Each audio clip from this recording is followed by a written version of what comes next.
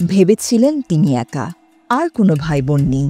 কিন্তু তিনি জানতে পারলেন তার আছে আরও ৭৭ জন গোপন ভাই বোন। এই কথা জেনে মাথায় বাজ পড়ল তরুণীর। ডেইলি মেল জানায়, আমেরিকার ওহিও অঙ্গরাজ্যের ক্লিভল্যান্ডের বাসিন্দা শিনা হল্যান্ড ডোলানের বয়স এখন ২৮ বছর। ২০ বছর বয়সে তিনি জানতে পারেন তার মা একজন শুক্রাণুদাতার মাধ্যমে গর্ভধারণ করেছিলেন। শিনার বাবা ছিলেন একজন প্রতিবন্ধী, তার উপর সন্তান জন্মদানে অক্ষম।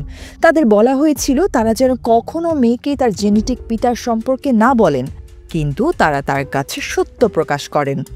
শিনা জানান, এটি আমার জন্য একটা বড় ধাক্কা ছিল। নিজেকে খুব অবমূল্যায়িত মনে হচ্ছিল এবং এটা শোনার পর আমি হতবাক হয়ে যাই। আমার জীবনে একটি জটিল পরিস্থিতি সৃষ্টি হয়েছিল। আমার সাথে মিথ্যা বলায় প্রথমে খুব বিরক্ত হয়েছিলাম। আমি বুঝতে পারছি যে তখন হয়তো তাদের জন্য লজ্জার বিষয় ছিল। অন্যরা কি ভাববে, তাই বাবা মা চিন্তিত ছিলেন। শিনা এতকাল নিজেকে বাবা মার একমাত্র সন্তান বলে মনে করতেন, কিন্তু জীবনের সত্য জানার পর তার বাবা মার কাছে জানতে চেয়েছিলেন তার অন্য কোনো ভাই বোন আছে কিনা, কিন্তু এ বিষয়ে তারা তাকে কোনো তথ্য দিতে পারেননি। তাই তিনি তার জন্ম বৃত্তান্ত খুঁজতে বংশানুক্রমিক ওয়েবসাইট 23andMe-তে সার্চ করেছিলেন, কিন্তু সব জেনে তার চোখ যেন কপালে উঠে।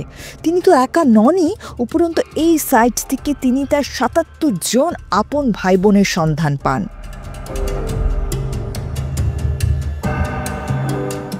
ডেইলি মেইলকে শিনা জানান, আমি যখন বংশগতির সাইটে তথ্য খুঁজছিলাম তখন আমার আরও ভাই বোন আছে সেই সম্ভাবনা আমার মাথায়ও আসেনি। কিন্তু কেউ একজন আমার সাথে যোগাযোগ করে বলেছিল, আমি জানি তোমার বাবা কে। তখনই শিনা জানতে পারেন তিনি একই দাতার শুক্রাণু দেওয়া সন্তানদের মধ্যে ৪৭তম। শিনা আরও জানান, আমি নিশ্চিত যে আরও অনেক ভাই বোন খুঁজে পাওয়ার জন্য আমরা অপেক্ষা করছি। এরপর শিনাকে তার বড় বোন কিয়ান্নি অ্যারোয়া একটি ফেসবুক গ্রুপে যোগ দিতে আমন্ত্রণ জানান। তিনি সব ভাই বোনদের খুঁজে বের করার চেষ্টা করছিলেন। তার এই বোনটি ইতোমধ্যে অনেক ভাই বোনের সঙ্গে দেখা করেছেন, অনেকের সঙ্গেই তিনি ঘনিষ্ঠ, এমনকি তিনি অন্যান্য ভাই বোনের সঙ্গে একসাথে ভ্রমণও করেন। শিনা এখন নতুন ভাই বোন খুঁজে পেতে ভালোবাসেন, এমনকি ৫ বছরের কম বয়সী ভাই বোনও খুঁজে পেয়েছেন তিনি।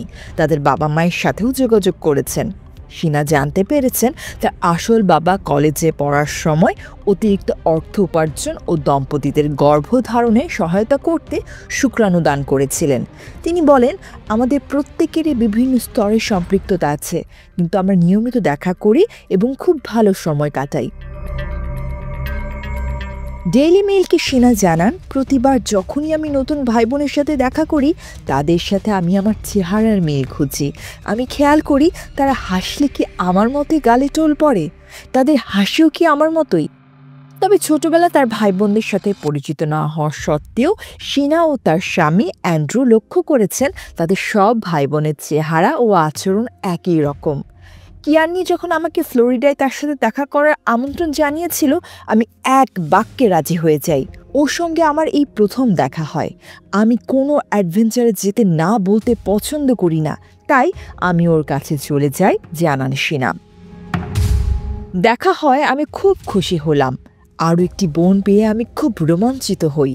আনন্দে আমরা দুজনই চিৎকার দিয়ে উঠি। জানতে পারলাম আমাদের দুজনেরই একই সময় বিয়ে হচ্ছে, তাই আমরা একসাথে হানিমুনে যাওয়ার সিদ্ধান্ত নিই। এটি খুব বিশেষ আয়োজন ছিল।